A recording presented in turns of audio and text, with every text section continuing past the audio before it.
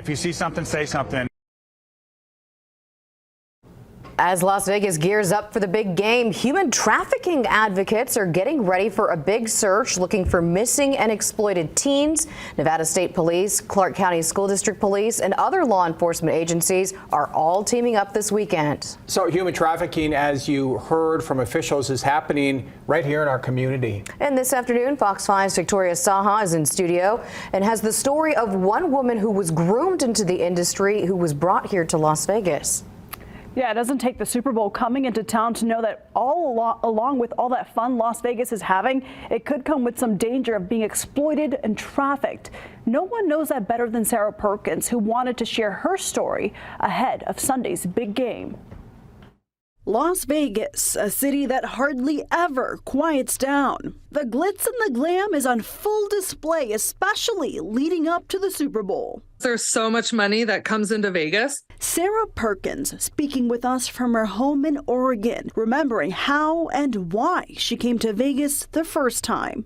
I had no idea what I was in for. It was 2006. Perkins had just turned 18 and was working in a mall in Portland when a guy approached her wanting to take her out on a date. I worked in a suits department, so he would just get fitted for suits, and that was his way into just getting to talk to me and have small talk and build like a level of trust. But that date never happened, as Perkins says she was taken to a house and raped by several men who never left her alone after. I think I walked into a situation that I had never been in before, and that was an environment I was unfamiliar with. And so I just didn't even know how to respond. A situation Perkins didn't realize was human trafficking. I had never heard of this in my life. I had never learned about this in school. It didn't end there. A week later, that man who asked her out on a date was with her on her flight to Las Vegas. Are there any hints that you think that people in the airport could have seen or noticed that could have helped you?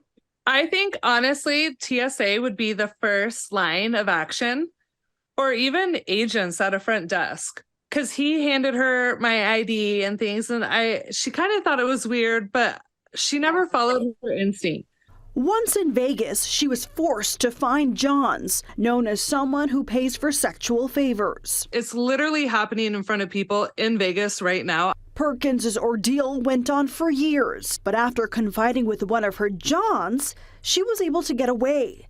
And now, sharing her story as a precaution as we head into Super Bowl weekend. I think when the Super Bowl happens in Vegas too, it heightens it because you're bringing a ton of people and a ton of money to a highly sexualized place. And so I think it blurs the lines for people on what is consensual and what is human trafficking. A blurred line that's up to everyone to be aware of. And we see messages in the bathroom stalls at the airport of hotlines for human trafficking victims. Perkins says even if you aren't a victim, but you spot someone who may be, you can still text that number, giving a full description of what you see. You never know. You could be saving a life. Joe? All right, Victoria, thank you.